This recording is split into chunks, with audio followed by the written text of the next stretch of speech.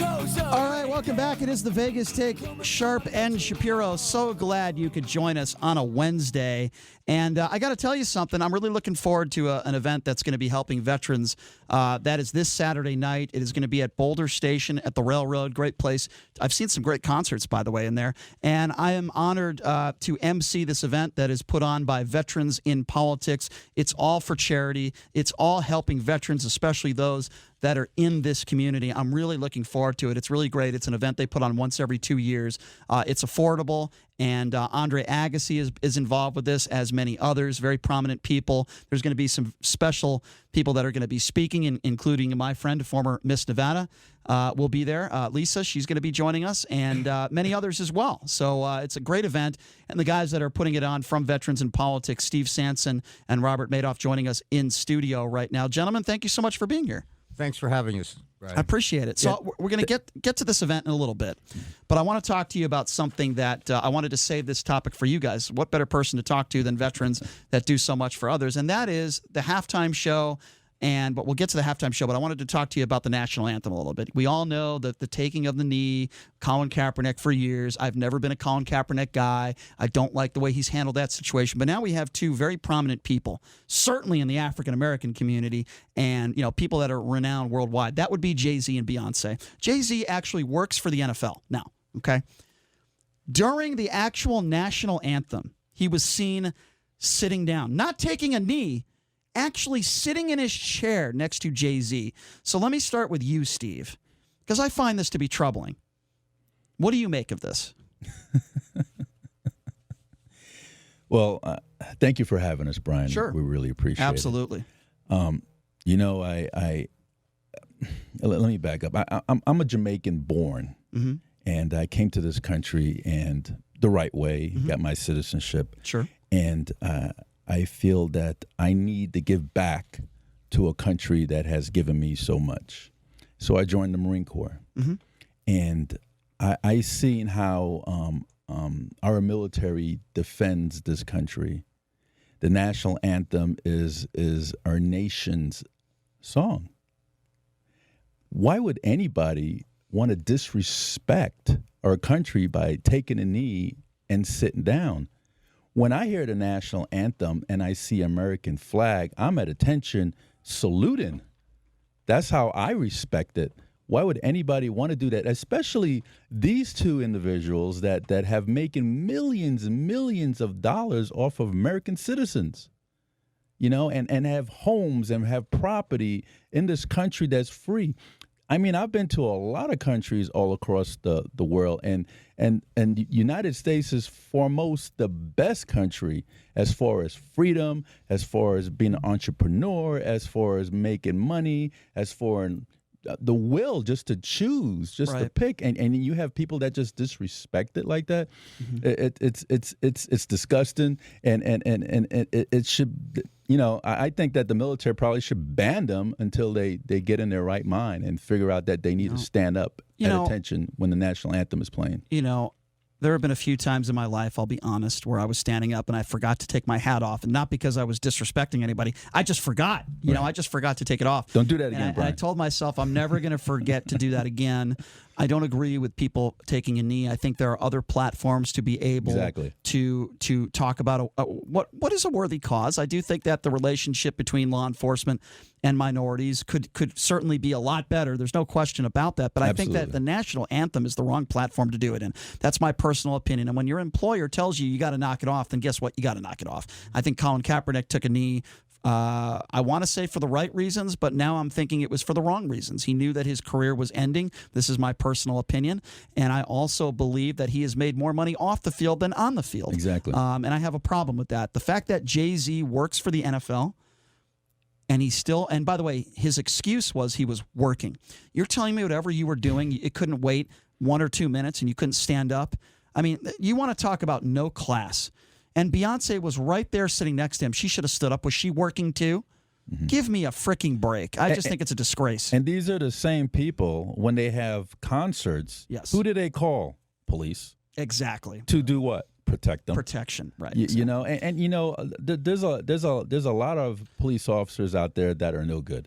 but there's also a lot of police officers out there that are good. You know, and the only way to change the system is not to dishonor the nation, is to go after the problem. If the problem you have is racist cops on the force, then that's how you need to direct your attention to the racist cop. You don't take out the whole country and just be disrespectful. Well, there's bad apples in every single profession. Absolutely. And taking the few to label the many is something that happens a lot in this day and age, and that's a prime example of it. And I want to ask you this, Brian. Do you have more of a problem with Colin Kaepernick, who's actually playing the game, taking a knee, than Jay-Z and Beyonce, who are, by all means, spectators, who happen to be, affiliated with the NFL, not standing up? I have a much bigger problem with someone who's actually playing the game as opposed to a spectator. I don't want to rank. It's a fair question, but I don't really feel comfortable answering. I have a problem with both. Yeah, I do too. Yeah, I have a problem with both. You put them on the same level, Steve? I do, because there are many times that I'm going to an event, because I've gone to a lot of political events, and they bring colors in. They bring the American flag and the state flag in, and they're playing the national anthem and or they doing the Pledge of Allegiance, and people are sitting down. I'm like, how disrespectful is that? Steve, do they need a class? It's terrible. Steve, I was reffing a basketball game a few years ago. It was a high school game in town, and they're doing the national anthem. And right behind me, I see a couple kids that are kneeling, that are doing the Kaepernick. When I say kids, they were about 14, 15 years old. They attended the high school. So when the national anthem was over, I took a couple steps back, a couple minutes before the game started, and I said, "Can I ask you kids, why are you doing that?" And their response to me was, because Colin Kaepernick is doing it. Their response wasn't, well, we want better relationships between cops and police. No, they look up to somebody like that. And then when Jay-Z is seen sitting down, this is a very influential man. Make no mistake about it. Okay, Jay-Z is he's very wealthy. He's a good businessman. Arguably one of the most popular rappers, certainly of our generation. And Beyonce, right up there too. And either of those performers doing they sell out the T-Mobile Arena like that. Jay-Z's a mogul. Yeah, and exactly. And Beyonce is an icon. Exactly. That's my point. So what I'm saying, JD, is when kids see them sitting down like that, it sets a bad precedent. It sets a horrible precedence. And I don't think Jay-Z truly understands that. And if he apologized, he said, "Look, I made a horrible mistake. I was distracted. I meant no harm to our veterans. I salute them. I promise you that'll never happen again." I would have been on the radio saying, "You know what? He made a mistake. At least he was a man about it. We all make mistakes. Okay, no problem." But he didn't do that. He doubled down, and he said he was working. So now he's saying it's okay to sit down during the national anthem because you're texting somebody or you have a phone call. You want to know something? The people that do stuff like that, 99.9% never wore the uniform. Don't have any concept. It's like there was one time I saw somebody trying to burn the American flag. Okay, and I walked up to that person. I'm like, "What are you doing?" "Oh, it's my constitutional right to burn the flag. I have the right to protest and free speech and all that." I said, "Have you ever served in the military?" "No." So you have never seen anybody died for that flag. Anybody got shot down, anybody took a bullet, anybody died for that flag. You've never seen that. "Well, it's a piece of cloth." I'm like, really? It's a nation's symbol. It's not person. A piece of cloth. People have been dying for this flag for over 200 years. Well, you know what? I'm going to take it a step further. And whether you're a Trump person or not, I don't know if you saw the video when the national anthem was being sung by Demi Lovato, who, by the way, I think she did a fantastic job. Donald Trump is seen orchestrating it. He's moving his fingers back and forth, orchestrating, and then pointing at people and talking during the national anthem. I have a problem with that also. You're the president of the United States. Why don't you just show a little bit of class, even if it's only for 2 minutes a day? When they're doing the national anthem, stay still. Melania had her heart over her chest. Appropriate, right? And he's doing like he's orchestrating a song. I'm like, what are you doing? Are you 10 years old? These are the people that are running the country. Jay-Z, a mogul, like JD said. Okay, Beyonce, the president of the United States. This has to offend people like you that are veterans that have risked your life for this country. And this, to me, this has nothing to do with politics. No. If Barack Obama did that, which, by the way, I don't think he ever has, but if he did that, I would be criticizing him too. I don't care whether you're a Republican or a Democrat. Stand up, put your hand over your chest, stop acting like a fool. Barack Obama, there was I remember one before he was president. They were playing the national anthem, and he just stood there. He didn't put his hand over his heart. At least he stood up. Yeah, I'll true. say that. At least he stood up. Yeah. In a perfect world, would it be nice if I don't always put And my Trump hand was over my standing chest. up.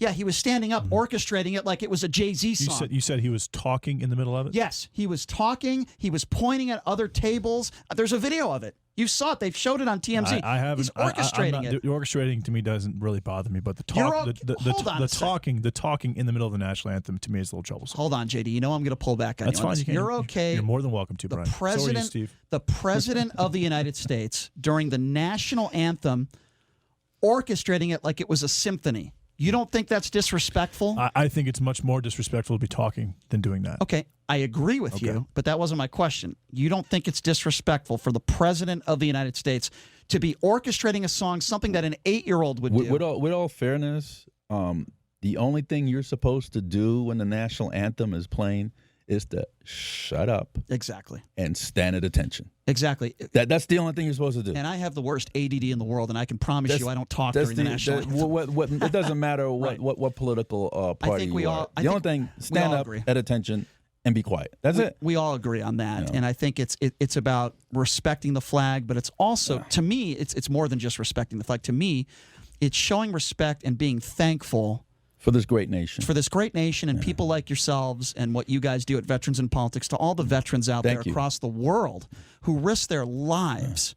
So I have the freedom to be able to go on the air, and I'm going to tell that story at our event Saturday, because I wouldn't be able to do this every day. I wouldn't be able to wake up in the morning, me and JD being able to do a radio show. It's a privilege.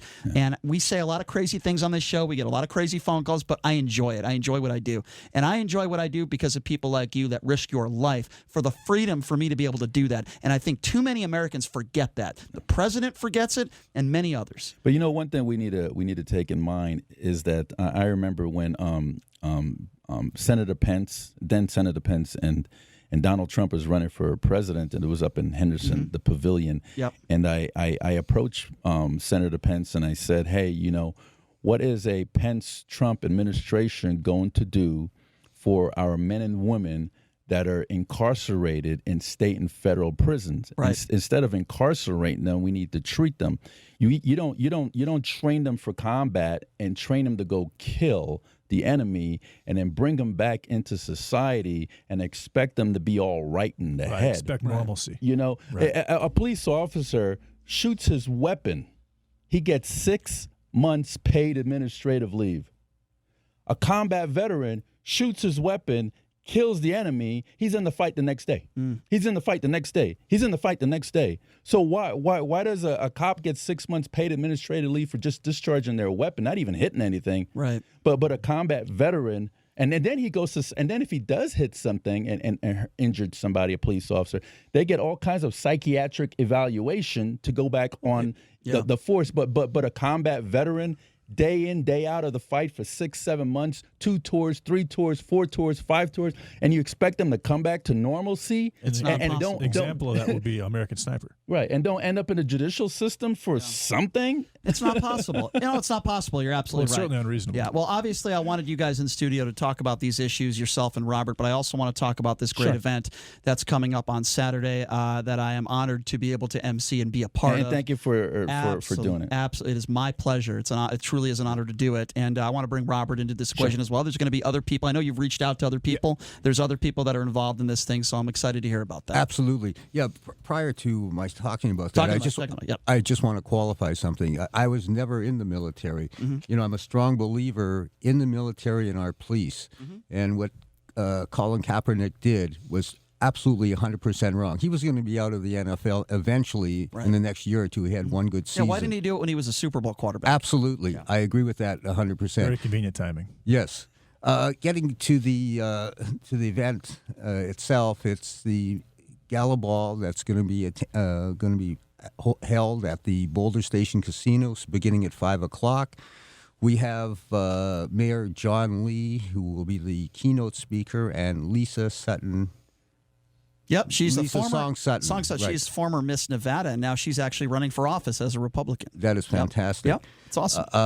Again, we want to thank Veterans in Politics. Want to thank you, Brian. Absolutely. And also another radio host, Kevin Wall, for participating in this Kevin's very a really nice guy. I used to work with him. worthwhile event. Yep. And he said to say hello to you. Oh, well, I will see him Saturday. We were on the show yesterday. Oh, very cool. Okay, Kevin's a good guy.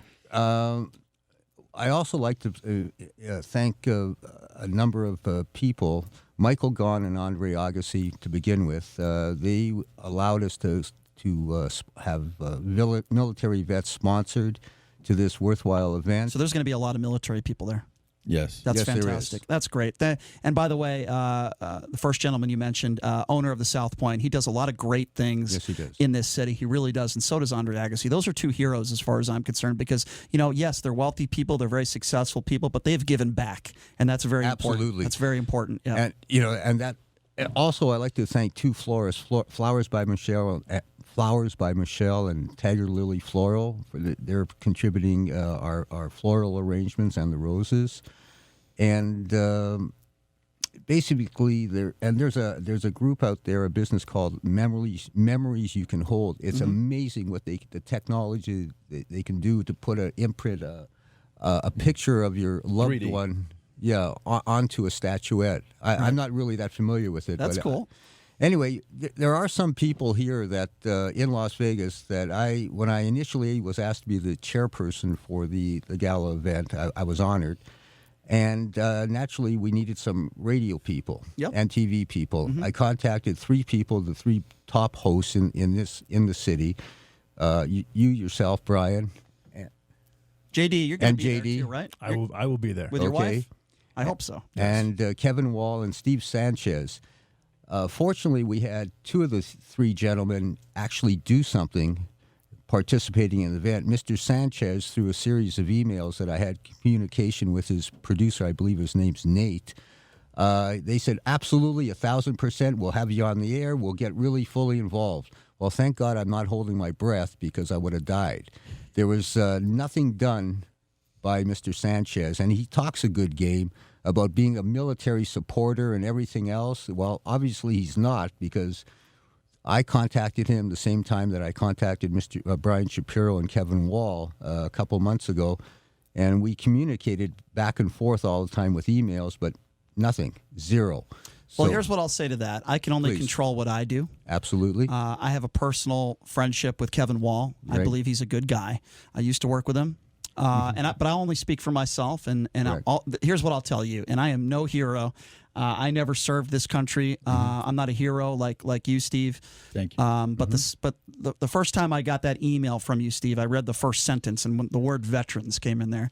And even though I did read the rest of the email, I didn't have to, because once I saw that word, boom. And I can confirm that he actually screenshotted that and sent it to me within minutes. I did, And- because I was honored. And because our I was entire honored. group, me and Stein and Chris I Wynn. screenshotted that to everybody, and I said, "Look at this honor. Look at what these people have asked me to do."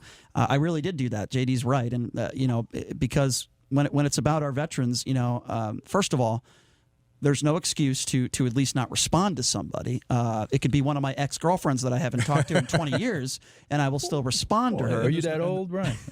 I'm pretty old. I'm almost 40 And years there's no old. excuse to commit to something and then not follow through with the commitment. By the way, I'm sorry, guys. I'm going on a date. I can't make it Saturday. No, I'm just kidding. It was a horrible joke. But seriously, in all honesty, I say bring the date. I should.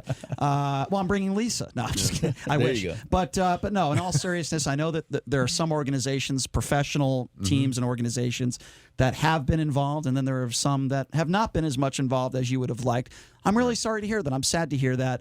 Certainly, we're not going to talk about that on Saturday, and we're not going to mention absolutely. we're not going to mention the names or organizations of any people that were not involved. What I plan to do is get up there and talk about the great people who are involved, the great people that have decided to take time and money to help for your cause, because I think that's extremely important. The Andre Agassis of the world, people like that who have done so many great things for this community. Not everybody has the time to do it. Not everybody, maybe it's a scheduling, whatever the case may be, but there's never an excuse to not respond or ignore somebody, and I would never do that to anybody. I just want to make that clear, and it is an honor to be able to be a part of this great event. So talk to me a little bit more about how people can get involved if they want to go to this event Saturday. Give me the pricing, and when does it start? When does it end? There's a dinner involved. Talk to me a little bit about that. Well, it's going to be on Saturday, February 8th, this Saturday, at the Boulder Station Casino, inside of the Pasta Cusana